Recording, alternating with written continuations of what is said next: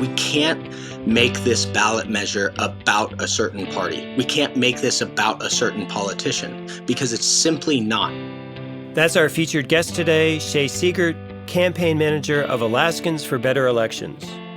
Its genesis was, how are we going to provide the best election system to the Alaska voter? How are we going to provide Alaska voters with the most voice, the most choice, and the most power? And we found that open primaries and ranked choice voting and financial disclosure was that way. Join us on the Purple Principle today as we travel, at least by soundwave, to the great state of Alaska. I'm Robert Pease. And I'm Emily Crosetti. And Alaska is a different kind of state in many ways. It's dependent on ferry transportation, prop planes, and all kinds of snow machines. The economy is more diversified than you might expect, but based largely on mining, fishing, farming, and tourism over a 5-month season when days get quite long. But also the oil industry. In fact, since 1982, every Alaskan gets an annual check from a fund financed by oil revenues. And its size is different, even on a different scale. You could easily fit the next 2 largest states, Texas and California, inside of Alaska, and you would still have room for Nevada and New York. But at 730,000, the population of Alaska is about the same as the city of Denver, and that's just the city, not the metro area, or of El Paso, Texas. Alaska is different politically too, and the most independent or nonpartisan electorate out of all 50 states.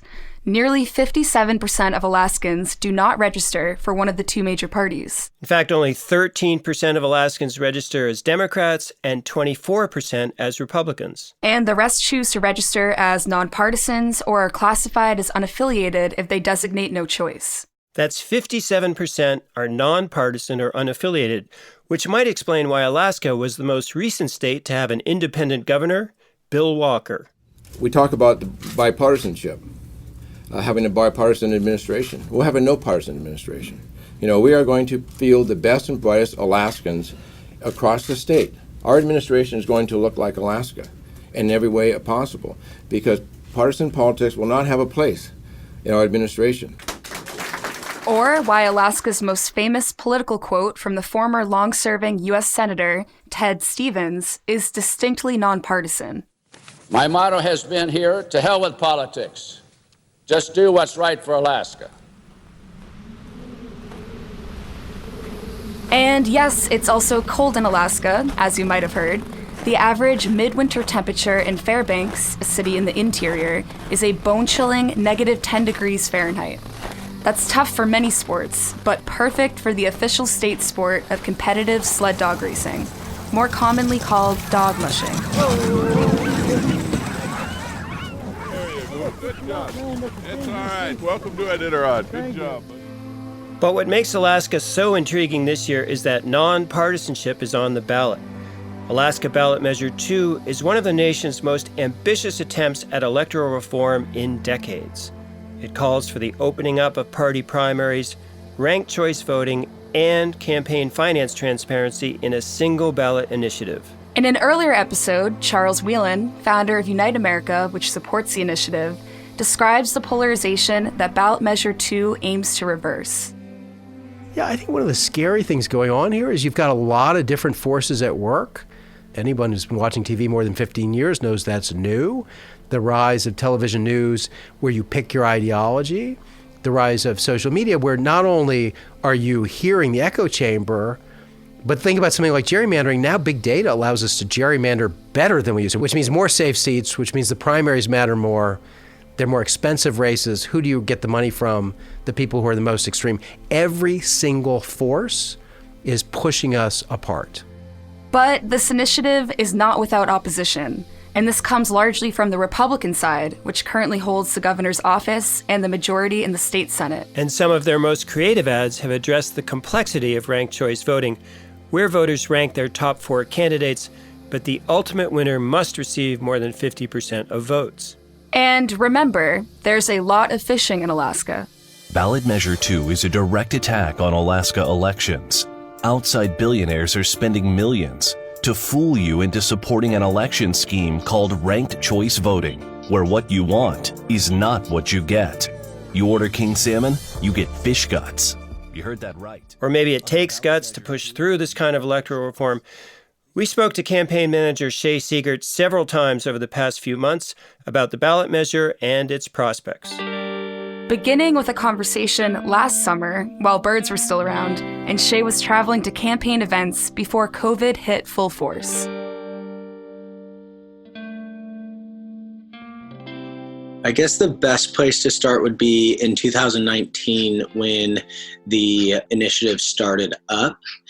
I was pretty skeptical of the ballot initiative at that point, but like I said, I was at Thanksgiving, and anytime you leave my family Thanksgiving for a phone call, you best be ready to explain what that phone call was about. And so I came back in and had to explain this thing, and actually found out that my dad was a huge supporter of policies like this. And I grew up in a pretty big Catholic family, but politically very, very moderate, and kind of always gave like the two sides to the issue for education's sake. And so I explained it to him, and he started actually selling me on the ballot initiative and saying like, this is a great thing. Like I don't know much about it, but this sounds great. And so I came around on it. And ever since then, it's been just a growing experience. We have a policy in front of us that is a first in the country, revolutionizing, the way people feel about their votes and the power they hold with their votes. And it's really been pretty amazing to have all of these premonitions about whether or not this can pass, and then realize, oh, wow, these things really, really resonate with quite a few people.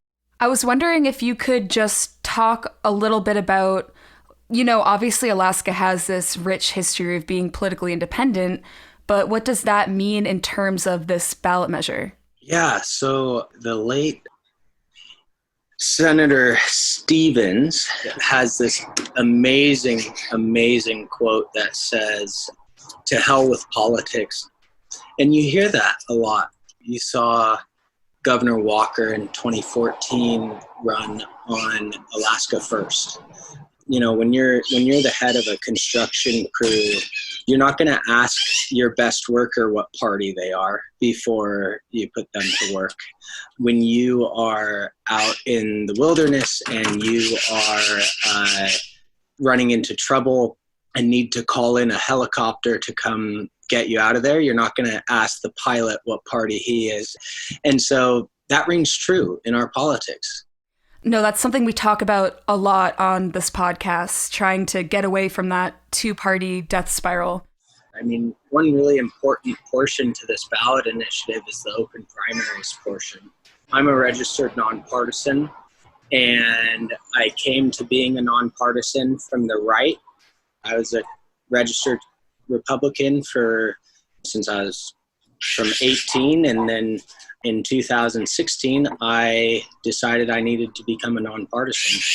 And when I go to vote in the Alaska primary system as it stands right now, the state says, I know you chose to not register with either party, but today to vote, you have to pick between the Republican Party ballot or the open party ballot, which is colloquially referred to as the Democratic ballot.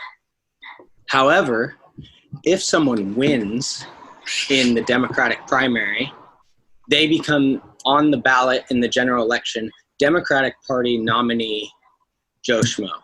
And so my candidates are normally petition candidates, and I don't ever get to see them on a ballot unless they want to run in the general as the Democratic Party nominee. And that's a problem. That's our featured guest today, Shea Siegert. He's the campaign manager of Alaskans for Better Elections. They're advocating for passage of Ballot Measure 2, creating a fully open and unified primary where the majority of Alaskan voters can express their preference for candidates of any party. And also ranked choice voting, which only the state of Maine has so far, but it's also on the ballot this year in Florida and Massachusetts. And in Alaska's case, the ballot initiative proposes top 4 ranked choice voting, and this is for statewide general elections. This means that general election voters rank the 4 candidates in order of preference from 1 to 4. And if the top candidate does not receive 50% of first place votes, then the second place votes from the fourth place candidate are allocated. And possibly the same thing from the third place candidate. And this happens until someone receives 50% or more of the vote. So it's kind of like what large families do when deciding where to have Thanksgiving or a family reunion. Top choices count, but so do compromise locations as well. Ballot question 2 also calls for campaign finance transparency for donations over $2,000. With so much stalemate all around the country, it might be hard to imagine how such an ambitious initiative even made it onto the ballot. And, in fact, the Alaska Supreme Court had to rule in favor of the ballot measure after a suit was filed against it by the state attorney general. The nonprofit organization Fair Vote has been working to advance ranked choice voting in the U.S. for 3 decades now, with city-level passage in Oakland, Portland, Maine, and Minneapolis, among other cities. But Fair Vote Outreach Director Scott Seibel is also cautionary about pushback from partisan incumbents of either party. We work with people all across the political spectrum, and we firmly believe that the policy that we push is very nonpartisan. But when people that are very much, Republicans or very much Democrats, sometimes they can be wary of us or, anybody that's saying this is a very, nonpartisan policy. So again, the people want it, but politicians end up sometimes pushing against it. Remember, though, Alaska is different, with 57% nonpartisan or unaffiliated voters. Which might explain why Alaska's long-serving Senator Lisa Murkowski launched a write-in campaign in 2010 after losing the primary to a Tea Party Republican. And I announce today that I will be a write-in candidate in November for the United States Senate seat that I now hold. We're in this together. And why she went on to win that write-in campaign, the first time in 70 years for a U.S. Senate seat.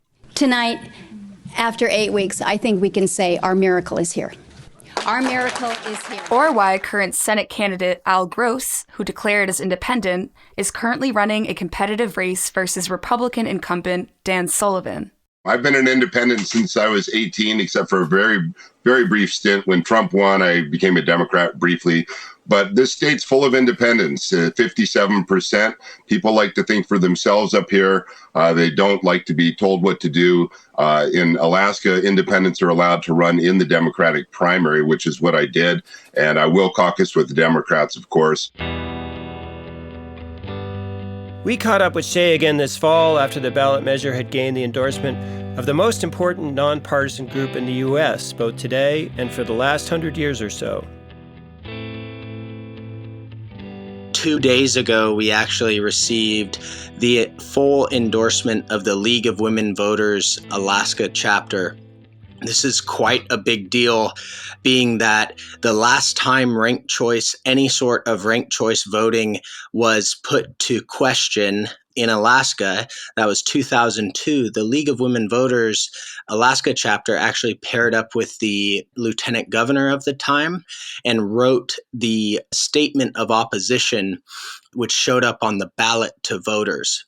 And so that was 18 years ago that they wrote the statement of opposition against a ballot measure that tried to institute ranked choice voting in Alaska's elections.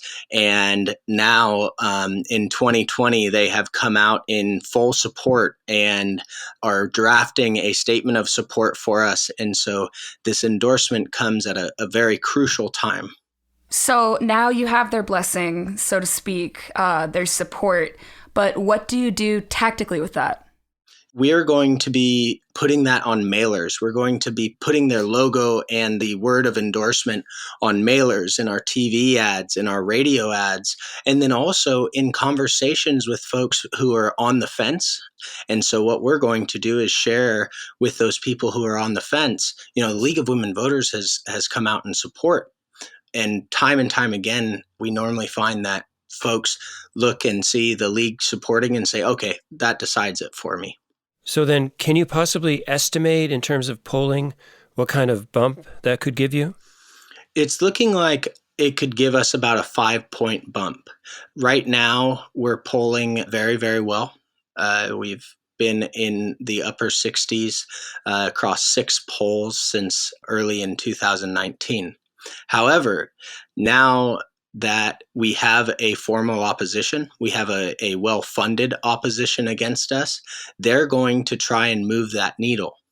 Now, on ballot measures, it's a lot easier to move that needle because it's a lot easier to tear something down than it is to provide a solution. And we're providing a solution, and our opponents are coming after us saying, well, this is too confusing. This is going to be bad for Alaska. But yet they never say anything about our policy. They never want to get into a policy conversation.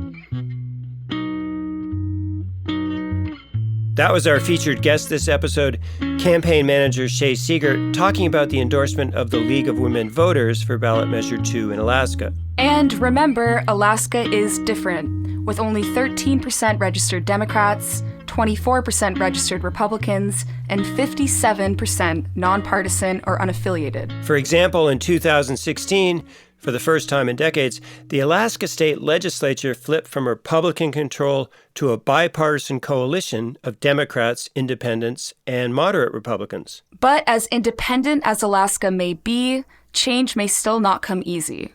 The nonprofit group Open Primaries has been working to enfranchise independent or nonpartisan voters around the nation for 2 decades. The group's president, John Updike, knows a thing or two about the benefits of open primaries. Politicians who get elected in open public primary systems are much better elected officials. They actually are incentivized to work with members of the other party, to reach across the aisle, to build coalitions with people they disagree with, to focus on governing and passing, good policy. Candidates that get elected in these closed partisan primaries, they have absolutely no incentive to govern, to represent their constituents. Their job is to represent the 5 to 10% of partisan warriors that get them elected every 2 years in the primary. That's all they care about. It's not because they're evil people or stupid people. That's how the election system is set up. But Opdyke also knows that political parties will push back against that loss of control. And he recalls a statewide 2014 referendum in Oregon that polled well but went down in a disappointing defeat. Yeah, calling it a disappointment is kind of the understatement. It was a crushing defeat, and it was a great learning experience. And I say that the biggest takeaway from this is that the biggest thing we learned is that if you're going to taking control of the primaries away from the Democratic and Republican parties, you better be ready for a fight. Again, in the case of Alaska Ballot Measure 2, most of the opposition seems to come from the Republican side, which currently holds the governor's office. We asked Shea about some of the tough challenges facing the initiative, including why the Republican Party, with twice as many registered voters as Democrats, opposes the initiative. Yeah, that's an interesting thing. I think they really worry about the fact that they won't have control over the party anymore or over elections anymore. With us going from a closed primary system, under the current system, they can really say, we're going to put this number of candidates in, and they can play games with the elections. And I don't think they want to release that power. So that's obviously fairly strong opposition from the Republican Party. What is the picture on the Democratic side? The Alaska State Democratic Party has not struck a decision on Ballot Measure 2. It's likely that they'll stay neutral on it. And what we're finding is that, a few Democratic operatives really don't like these reforms. They really don't want to give up the power. But the problem is that the Democratic voters, just like the Republican voters, really support Ballot Measure 2. We find that when you poll the general masses versus just the party headquarters, that we have a lot more support in the general masses. All right, let's turn to ranked choice voting then. We're based in Portsmouth, New Hampshire, right across the bridge from Maine, which was the first state in the country to have ranked choice voting for national office. And there was some confusion on that the first time around. Are you finding that people there readily understand ranked choice voting, or does it need a lot of explanation? People understand it after you speak with them. It does have to be explained a little bit more, not in terms of, and it's really important, it's not in terms of how to vote. Every voter in the United States knows how to count to 4, as we say. It really comes down to they want to know, they have a general curiosity about how votes are tabulated and how they work. And you talked about the importance of being able to explain these things, and I would imagine that would be easier to do person to person. So are you able to do that? And if so, how during COVID? Yeah. We have done 2 in-person events. We have tried to cut it down as much as possible, and we're not doing any in-person events anymore. And so what COVID's done for this campaign is I'm a perpetual optimist. So I look at the opportunities versus the restrictions, and the opportunity is this morning at 8 a.m. I was on a radio show in Utqiagvik Barrow, which is the northernmost point of Alaska.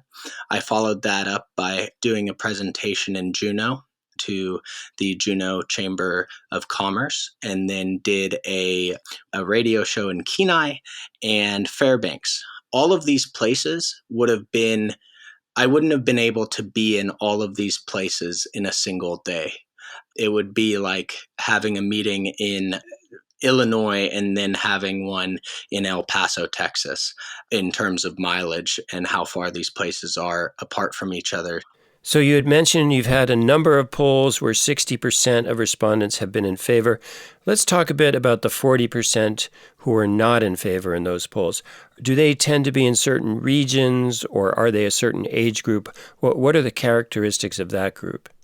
Yeah, it's really interesting. They tend to be, it's kind of rough because 10% of that 40%, as you brought up, 10% of them are just undecided or just simply haven't heard of the issue.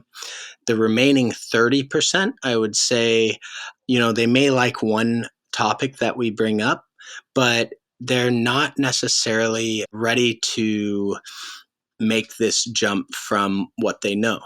People have a, internal fear of what they don't know. All of us do. That's very true, and there's obviously a lot going on at the national level. You're certainly quite a distance away from Washington, D.C., but does it feel like you're a little closer to Washington during a presidential election year when a Supreme Court justice dies, or do you feel Alaskans put that aside and can just focus on their ballot measure? I think they focus on it more with everything that's going on in Washington. I was having a conversation with my mother who lives in Boise, Idaho, the other day, and she said, every time I look at the news, I think about your ballot measure, and it just makes more and more sense. And what we're seeing in Alaska, and when Alaskans look at the news, we're very dedicated to keeping Alaska being a state where we take care of each other. If someone's, broken down on the side of the road, then someone's going to stop and ask them if they can change their tire for them or help in any way. It's not a state where you drive by, and it's not a state where you get out of your car and then ask them, hey, what party are you? And if they say what you want, then you help them out. That's not how it is in Alaska. And so I would say that, in terms of proximity to Washington, D.C., I would say we're a safe distance away. That was Shea Siegert, Campaign Manager of Alaskans for Better Elections. Alaska is different, our least partisan state. But is it nonpartisan enough to pass this ambitious electoral reform? We'll check back on Alaska's Declaration of Independence in a few weeks when the votes are counted. We hope you'll tune into that, share us on social media, and share your own Purple Tales at purpleprinciple.com. This has been Robert Pease and Emily Crissetti for the Purple Principle team. Kevin A. Klein, audio engineer. Janice Murphy, marketing and outreach. Our research and fact-checking is done by Emily Holloway and Johnny Dowling. Original music composed and created by Ryan Adair Rooney.